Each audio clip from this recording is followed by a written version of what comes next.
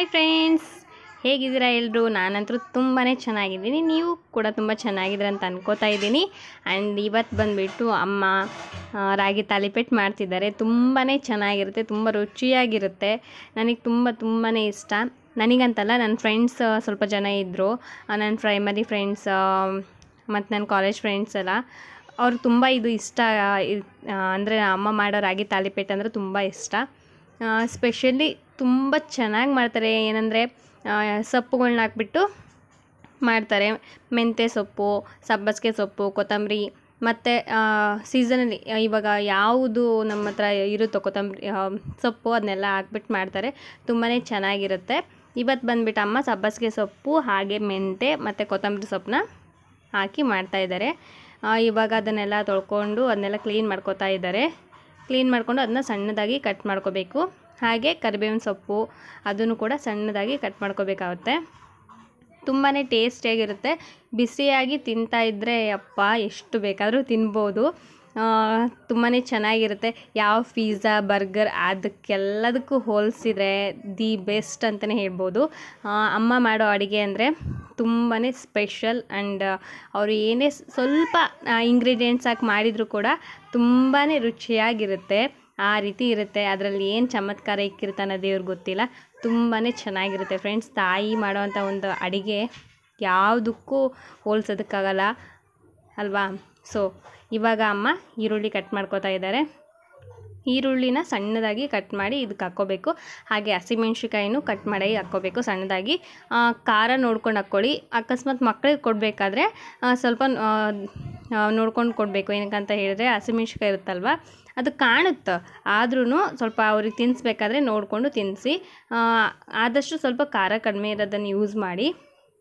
ಇವಾಗ ಈರುಳ್ಳಿನ ಕಟ್ ಮಾಡಿ ಇಟ್ಕೊಂಡಿದ್ರು, ಅದನ್ನು ತೊಳ್ಕೊತಾ ಇದ್ದಾರೆ. ತೊಳ್ಕೊಂಡು ಅದನ್ನು ಇವಾಗ ಸಣ್ಣದಾಗಿ ಕಟ್ ಮಾಡಿ ಹಾಕೋತಾರೆ.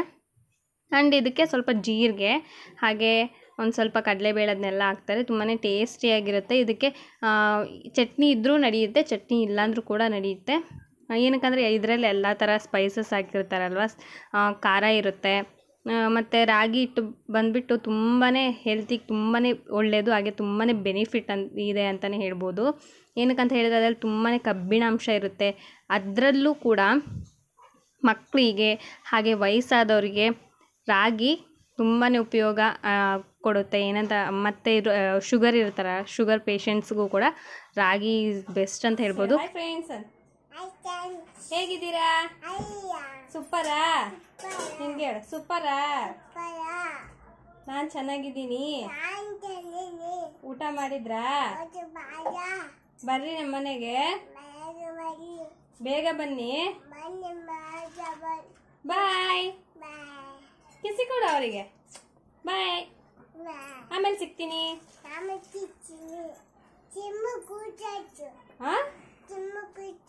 ಸಿಮ್ಮು ಕೊಡ್ತೈತಿ?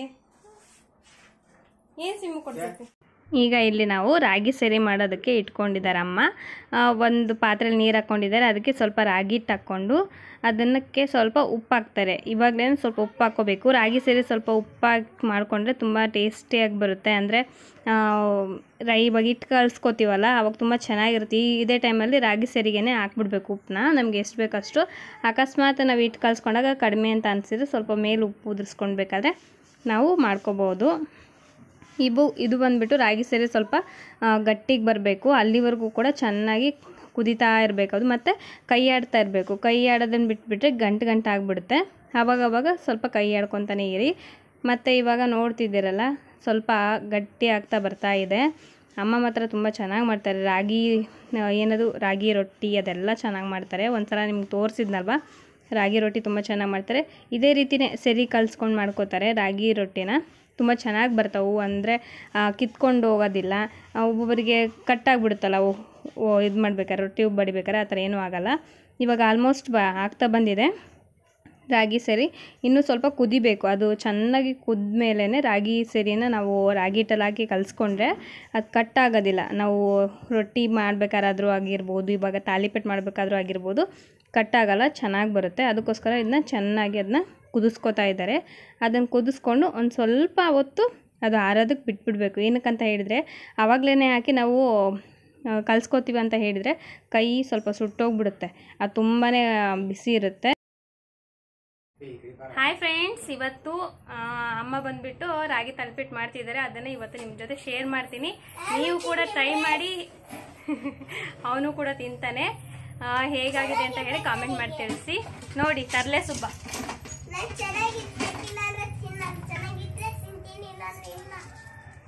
ಅಲ್ಲ ಭ್ರಮರಾಲಿ. ಹಾಯ್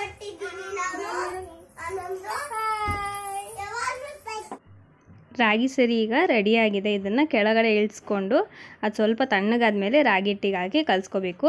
ಇವಾಗ ಅದನ್ನು ಅಮ್ಮ ಕೆಳಗಡೆ ಇಳಿಸ್ಕೊಂಡಿದ್ದಾರೆ. ಇನ್ನೇನು ಮಾಡ್ಕೊಂಡು ತಿನ್ನೋದೊಂದು ಬಾಕಿ ಇದೆ. ಇವಾಗ ರಾಗಿನ ಜಲ್ದಿ ಹಿಡಿತಾ ಇದ್ದಾರೆ ಅಮ್ಮ. ಜಲ್ದಿ ಹಿಡ್ಕೊಂಡು ಇದಕ್ಕೆ ಎಷ್ಟು ಬೇಕಷ್ಟು ನಮಗೆ ಎಷ್ಟು ಆಗುತ್ತೋ ಅಷ್ಟು ಹಿಟ್ಟನ್ನ ಜಲ್ದಿ ಹಿಡ್ಕೊಂಡು ಮಾಡ್ಕೋಬೇಕು.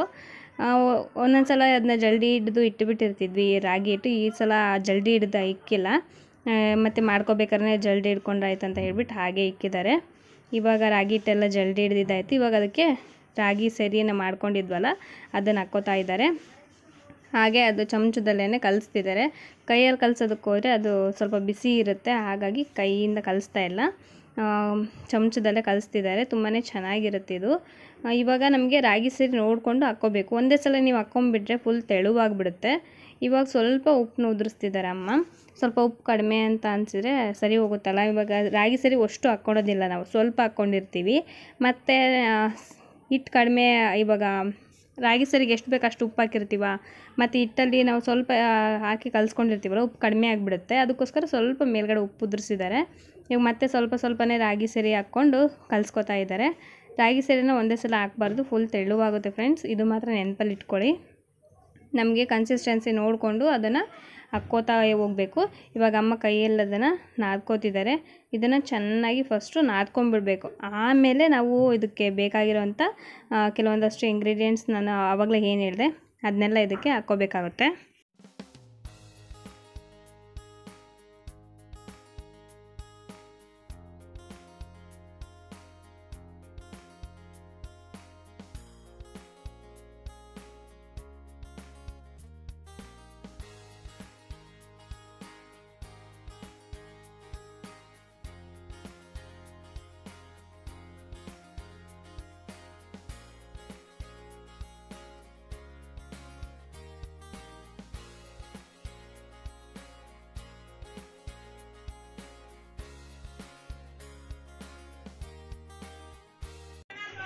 ಇವಾಗ ಹಿಟ್ಟನ್ನು ಚೆನ್ನಾಗಿ ನಾದ್ಕೊಂಡು ಇಟ್ಕೊಂಡಿದ್ದಾರೆ. ಇವಾಗ ಈರುಳ್ಳಿ ಮತ್ತು ಹಸಿಮೆಣ್ಸಿಕಾಯನ್ನ ಚೆನ್ನಾಗಿ ಕಟ್ ಮಾಡಿ ಹಾಕ್ಕೊಂಡಿದ್ದಾರಲ್ಲ, ಸಣ್ಣದಾಗಿ ಕಟ್ ಮಾಡಿ ಹಾಕ್ಕೊಂಡಿದ್ದಾರೆ. ಹಾಗೆ ಇವಾಗ ಎಲ್ಲ ಸೊಪ್ಪನ್ನು ಕಟ್ ಮಾಡಿ ಇಟ್ಕೊಂಡಿದ್ವಲ್ಲ ಅದನ್ನು ಕೂಡ ಇದಕ್ಕೆ ಹಾಕ್ಕೋಬೇಕು.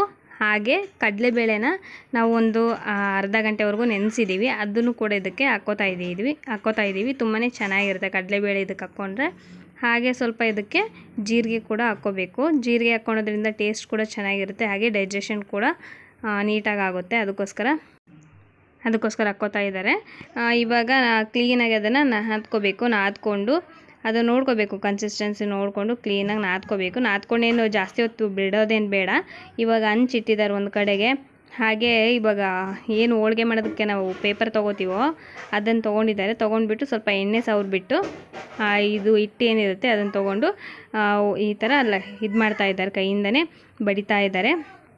ಹೋಳಿಗೆ ಎಲೆ ಬರುತ್ತಲ್ಲ ಅದರಲ್ಲಾದರೂ ಮಾಡ್ಬೋದು, ಇಲ್ಲ ಬಾಳೆ ಎಲೆ ಅದರಲ್ಲಾದರೂ ಮಾಡ್ಬೋದು. ಇಲ್ಲಾಂದರೆ ನಾವು ಎಣ್ಣೆ ಪ್ಯಾಕೆಟ್ಸ್ ತಂದಿರ್ತೀವಲ್ಲ, ಎಣ್ಣೆ ಪ್ಯಾಕೆಟ್ಸಲ್ಲಿ ಕೂಡ ಮಾಡ್ಬೋದು. ಇಲ್ಲ ಹಾಲಿನ ಪ್ಯಾಕೆಟ್ಸ್ ಅಂದರೆ ಅದು ಸಣ್ಣದಾಗುತ್ತೆ, ಅದರಲ್ಲಿ ಹಾಲಿನ ಪ್ಯಾಕೆಟ್ಸ್ ಅಂದರೆ ಅದರಲ್ಲಿ ಮಾಡ್ಬೋದು. ಬಟ್ ಮೀಡಿಯಮಾಗಿ ಸಣ್ಣದಿರುತ್ತೆ, ಅದರಲ್ಲಿ ಬೇಕಾದ್ರೆ ಮಾಡ್ಕೋಬೋದು. ಇಲ್ಲಿ ನಾವು ಹೋಳಿಗೆ ಮಾಡ್ತೀವಲ್ಲ ಆ ಪೇಪರ್ನ ಯೂಸ್ ಮಾಡ್ತಾ ಇದ್ದೀವಿ. ಇವಾಗ ಹಂಚು ಕಾಯೋದಕ್ಕೆ ಇಕ್ಕಿದ್ದಾರೆ. ಹಂಚು ಕಾದಿದೆ. ಇವಾಗ ಅದನ್ನು ಏನು ರಾಗಿ ತಾಲಿಪಟ್ಟು ಮಾಡಿದ್ರು ಅದನ್ನು ಬೇಯೋದಕ್ಕೆ ಹಾಕಿದ್ದಾರೆ. ಹಾಗೆ ಸ್ವಲ್ಪ ಎಣ್ಣೆ ಸ್ವಲ್ಪ ಇದಕ್ಕೆ ಜಾಸ್ತಿನೇ ಹೋಗುತ್ತೆ, ಚೆನ್ನಾಗಿರುತ್ತೆ. ಇವಾಗ ಮತ್ತೆ ಇನ್ನೊಂದು ಕೂಡ ಮಾಡ್ತಾ ಇದ್ದಾರೆ ಅಮ್ಮ.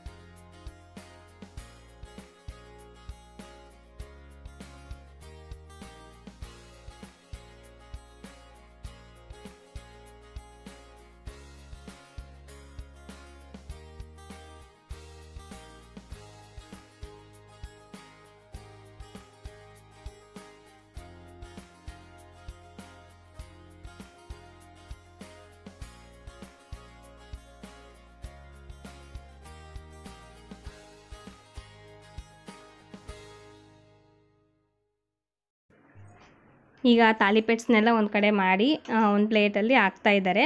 ನಾವು ಬಿಸಿ ಇರಬೇಕಾದ್ರೆ ತಿಂದರೆ ತುಂಬಾ ಚೆನ್ನಾಗಿರುತ್ತೆ. ತಣ್ಣಗಾದ್ಮೇಲೆ ಕೂಡ ಚೆನ್ನಾಗಿರಲ್ಲ ಅಂತಂದೇನಲ್ಲ. ಇದಕ್ಕೆ ಶೇಂಗಾ ಚಟ್ನಿ ಇಲ್ಲ ಕಡ್ಲಿ ಚಟ್ನಿ ಇಲ್ಲ ಕೊಬ್ಬರಿ ಚಟ್ನಿ ಅಂದರೆ ತುಂಬ ಚೆನ್ನಾಗಿರುತ್ತೆ. ಇಲ್ಲಿ ನಾವು ಶೇಂಗಾ ಮತ್ತು ಕೊಬ್ಬರಿ ಹಾಕ್ಬಿಟ್ಟು ಒಣಮೆಣ್ಸಿನ್ಕಾಯಿ ಹಾಕಿ ಚಟ್ನಿ ಮಾಡಿದಾರಮ್ಮ. ತುಂಬಾ ಟೇಸ್ಟಿಯಾಗಿತ್ತು. ನೋಡ್ಬೇಕಾದ್ರೆ ನಮಗೆ ಬಾಯಲ್ಲಿ ನೀರು ಬರ್ತಿತ್ತು. ಮಾಡಿದ ತಕ್ಷಣ ಫಸ್ಟ್ ಬಿಸಿ ಬಿಸಿದು ತಿಂದ್ವಿ. ಅಜ್ಜು ಕೂಡ ನಿಜವಾಗ್ಲೂ ತುಂಬಾ ಖುಷಿಯಿಂದ ತಿಂದಿದ್ದಾನೆ. ಹಾಗೆ ನಮ್ಮ ಮನೆಯವರು ಕೂಡ ತುಂಬ ಚೆನ್ನಾಗಿ ಅವರು ಖುಷಿಯಿಂದ ತಿಂದರು. ನಮಗಂತೂ ತುಂಬಾ ಇಷ್ಟ ಆಯಿತು. ಸೊ ನೀವು ಕೂಡ ಟ್ರೈ ಮಾಡಿ. ಸೊ ನೆಕ್ಸ್ಟ್ ವ್ಲಾಗಲ್ಲಿ ಮತ್ತೆ ಸಿಗೋಣ. ಅಲ್ಲಿವರೆಗೂ ಟೇಕ್ ಕೇರ್ ಆ್ಯಂಡ್ ಬಾಯ್.